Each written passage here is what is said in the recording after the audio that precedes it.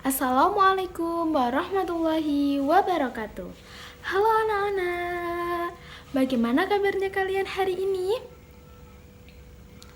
Semoga sehat selalu dan selalu dalam lindungan Allah ya. Amin.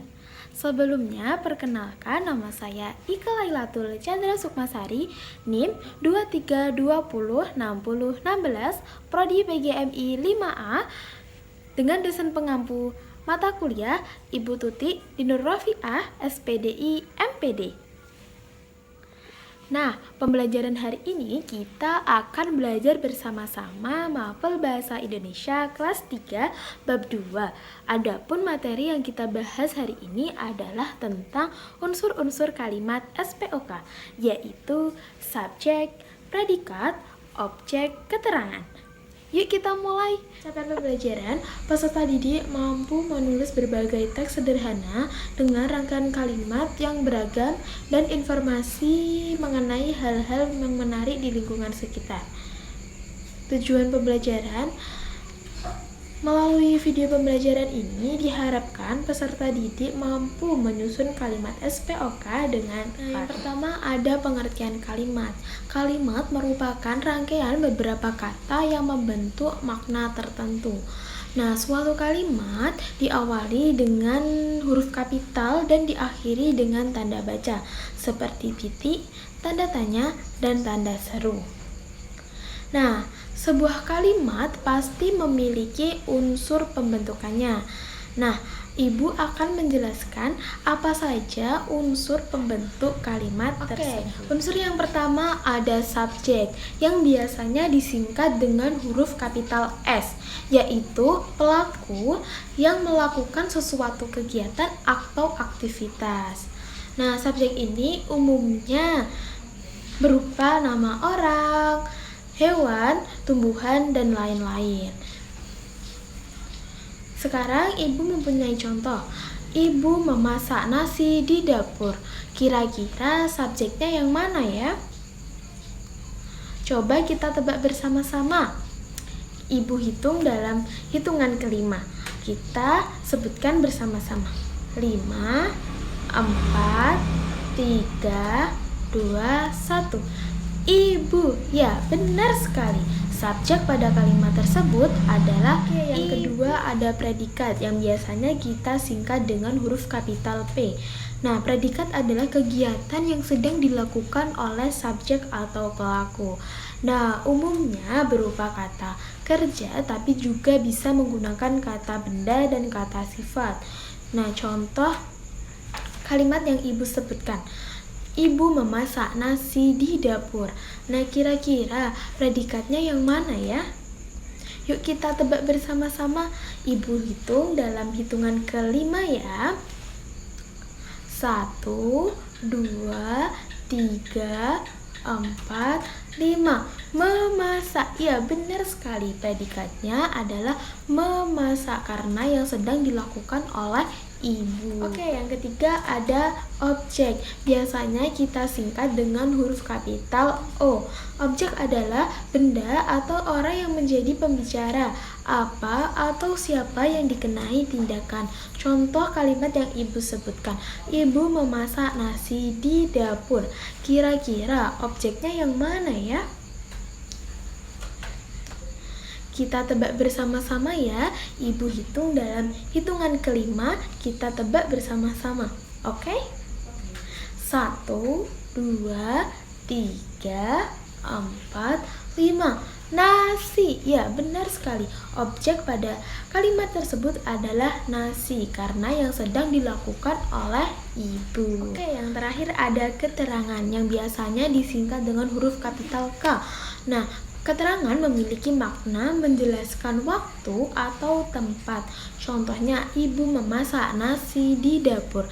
Nah, kira-kira pada kalimat tersebut keterangan yang mana ya? Kita tebak bersama-sama ya. Ibu hitung dalam hitungan kelima.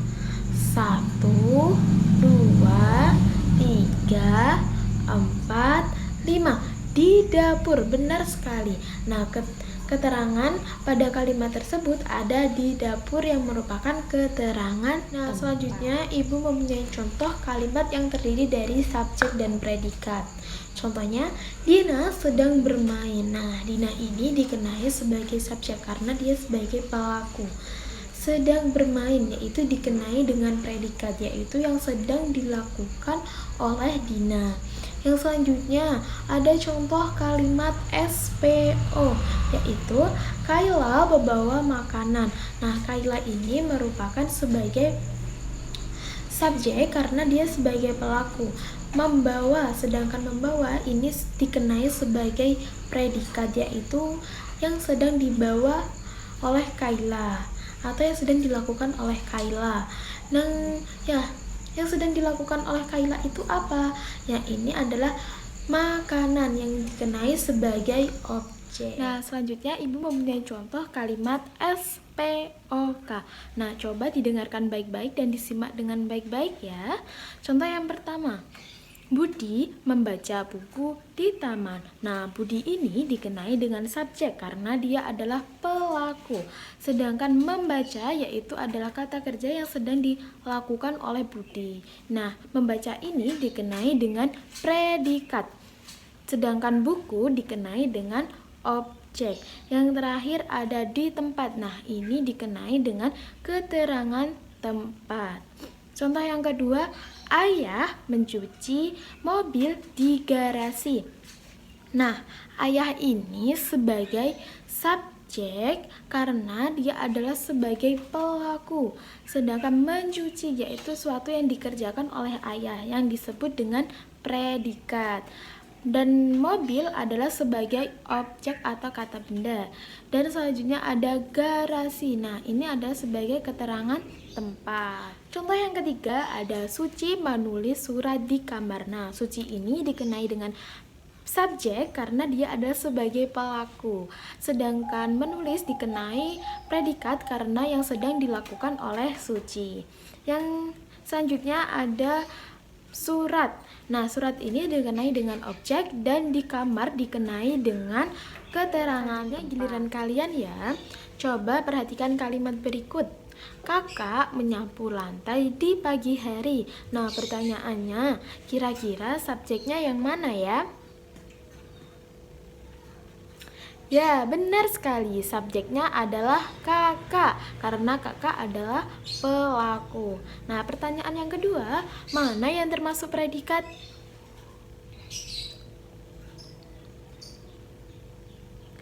Ya, benar sekali. Menyapu adalah sebagai predikat atau suatu kegiatan yang telah dilakukan oleh kakak. Nah, pertanyaan yang ketiga, kira-kira objeknya yang mana ya? Ya, benar sekali. Objeknya adalah lantai. Dan yang terakhir, pertanyaan yang terakhir, keterangannya yang mana ya kira-kira? Benar sekali, keterangannya ada di lantai.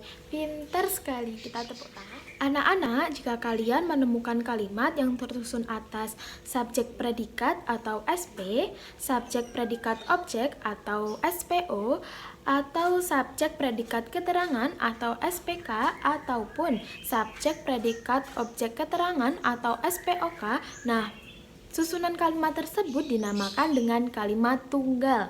Kalian sekarang sudah mengetahui unsur-unsur kalimat SPOK. Jangan lupa belajar di rumah ya. Terima kasih sudah belajar dengan Ibu dari awal hingga akhir. Semoga bermanfaat. Sampai jumpa di video pembelajaran selanjutnya. Wassalamualaikum warahmatullahi wabarakatuh. Dadah.